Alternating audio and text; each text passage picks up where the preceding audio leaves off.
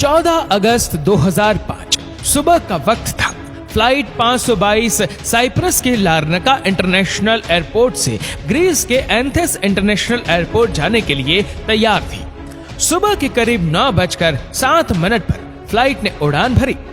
उस समय इसमें 115 पैसेंजर्स और 6 क्रू मेंबर सहित 121 लोग सवार थे और उसे उड़ा रहे थे 58 वर्षीय German contract base pilot Hans Jurgen Merten, जिन्हें कुल 16,900 फ्लाइट आवर्स का अनुभव था। वहीं इनके ठीक पास में एक और पायलट मौजूद थे जो प्लेन का कमान संभाल रहे थे। उड़ान भरने के 5 मिनट बाद यानी कि 9:12 पर प्लेन 12,040 फीट की ऊंचाई पर पहुंच गया और इस ऊंचाई पर पहुंचने के बाद ही अचानक प्लेन में एक अलार्म बजने लगता है।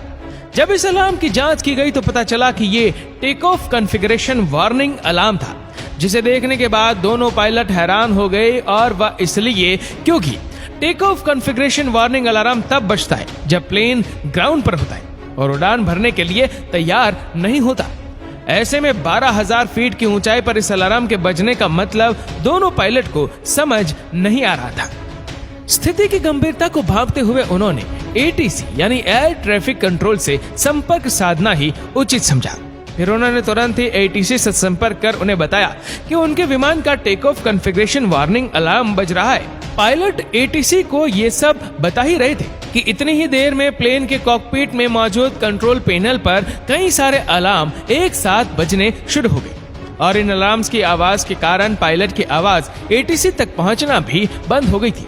साथ ही प्लेन का मास्टर क्वेश्चन अलार्म भी बजने लगा था, जिसका मतलब था कि प्लेन के कई सारे सिस्टम एक साथ ओवरहीट हो चुके हैं। दोनों ही पायलट की दिक्कतें अब बढ़ने लगी थी। उन्हें कुछ समझ नहीं आ रहा था कि अचानक ये सब क्या हो रहा है। इधर ये सब देखकर प्लेन में अफरा तफरी का माहौल बन गया। क्रू मेंबर्स लगातार यात्रियों को शांत कर रहे थे। सभी पैसेंजर्स को सांस लेने में काफी ज्यादा दिक्कत आ रही थी, इसलिए उनके ऑक्सीजन मास्क अपने आप ही नीचे आ गए। दरअसल जब प्लेन में ऑक्सीजन का लेवल कम होता है तब ऑक्सीजन मास्क अपने आप ही नीचे आ जाते हैं। इस दौरान प्लेन लगभग 18,000 फीट की ऊंचाई पर था।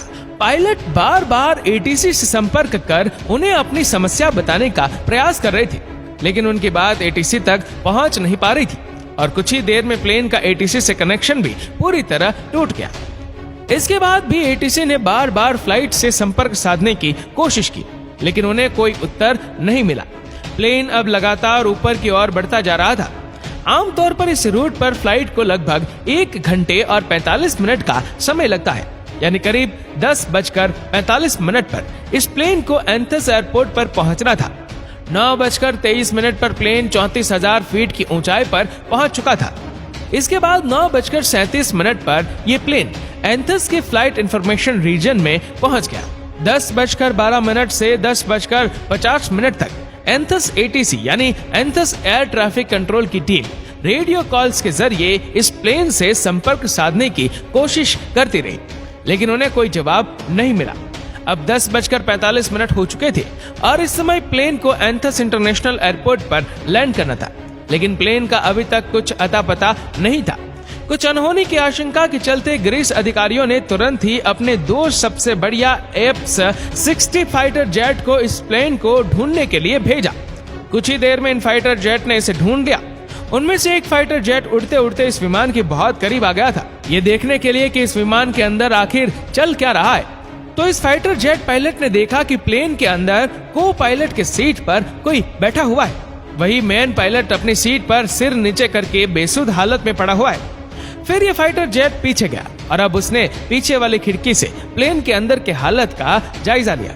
लेकिन फाइटर जेट के पायलट के लिए हैरानी की बात तो ये थी कि अपने बराबर में 2 फाइटर जेट के उड़ने के बावजूद किसी भी पैसेंजर से मुड़कर उनकी तरफ नहीं देखा। किसी भी पैसेंजर्स की तरफ से उन्हें कोई भी रिएक्शन नहीं मिला। तभी लगभग 11:49 पर फाइटर जेट के पायलट से दिखा कि एक शख्स प्लेन की केबिन से होकर कॉकपिट की तरफ जा रहा है। कुछ ही सेकंड में ये शख्स प्लेन की पायलट सीट पर बैठा हुआ दिखाई दिया। कॉकपिट में बैठे इस शख्स को देखकर फाइटर जेट के पायलट ने इसे इशारा कर स्थिति के बारे में जानना चाहा। यह शख्स भी फाइटर जेट के पायलट को कुछ बताना चाह रहा था, लेकिन वह कुछ बोल ही नहीं पाया। तभी लगभग 1 मिनट बाद 11:50 पर प्लेन की लेफ्ट इंजन ने काम करना बंद कर दिया और प्लेन लेफ्ट साइड से झुककर तेजी से नीचे की ओर गिरने लगा।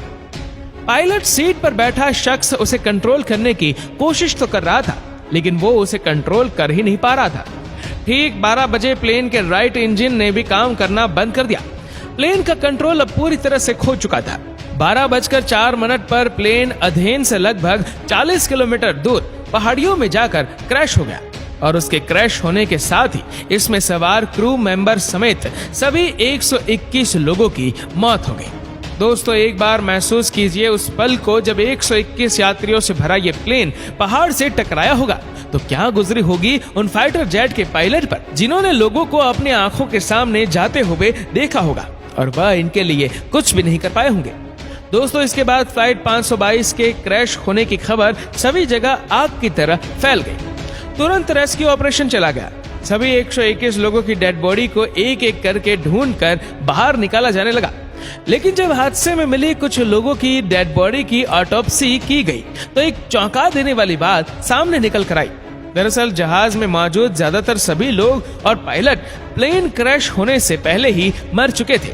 तो अब यहाँ सबसे पहला सवाल ये था कि जब पायलट प्लेन के क्रैश होने से पहले ही मर चुके थे तो लगभग 2 घंटे तक प्लेन का कंट्रोल किसके पास था? तो दोस्तों, हमने वीडियो की शुरुआत में एक व्यक्ति का जिक्र किया था, फ्लाइट अटेंडेंट एंड्रियान स्क्वाड्रोमो। जी हाँ, जो एंड्रियान स्क्वाड्रोमो ही थे जिन्होंने अभी तक इस जहाज को संभाले रखा था, क्योंकि अंत में उन्हीं की आवाज एटीसी को सुनाई दी थी। एंड्रियास ने करीब 5 बार मेडे मेडे कहकर मदद की गुहार लगाई थी। एंड्रियान्स के पास यूके कमर्शियल पायलट का लाइसेंस तो था, लेकिन उन्हें इतना एक्सपीरियंस नहीं था कि वह बोइंग 737 जैसे प्लेन को कंट्रोल कर सके। लेकिन इसके बावजूद वो विमान को घनी आबादी के क्षेत्र से दूर ले जाने में कामयाब रहे। जब एक्सपर्ट्स ने इस घटना के पीछे की वजह जानने के लिए जांच शुरू की तो उसमें सामने आया कि जब प्लेन लेफ्ट साइड में झुक गया था तो इसके कारण ये था कि प्लेन के लेफ्ट इंजन फ्यूल खत्म हो गया था, लेकिन अभी भी इस हादसे की जड़ तक पहुंचा जाना बाकी था। तभी अचानक एक इन्वेस्टिंग ऑफिसर की नजर कंट्रोल पैनल के एक बटन पर पड़ी और यह बटन था प्लेन के प्रेशर को सेट करने का। इस बटन को देखते ही उस ऑफिसर को पूरी कहानी समझ में आ गई। आपकी जानकारी के लिए बता दें कि प्रेशराइज बटन पूरे जहाज में एयर का प्रेशर कंट्रोल करता है। जनरली जहाज के बाहर लगे इंजन बाहर की हवा को थोड़ा थोड़ा करके अंदर भी भेजते रहते हैं ताकि विमान के अंदर बैठे लोगों को ऑक्सीजन मिल सके। आमतौर पर इस प्रेशराइज बटन को ऑटोमेटिक मोड पर ही रखा जाता है और अगर कभी इसे मैनुअल मोड पर किया भी जाए तो कैप्टन और को पायलट को इसका ध्यान रखना पड़ता है। अब हादसे की जड़ तक पहुंचने के लिए हम आपको घटना से एक दिन पहले ले चलते हैं। जब बोइंग 737 का जहाज अपनी रूटीन सर्विस पर गया हुआ था, वहां इसको अच्छे से चेक करके इसकी सर्विस की गई और वहीं इसकी जांच करने वाले लोगों ने इसे मैनुअल मोड पर करके इसे पायलट को सौंप दिया था।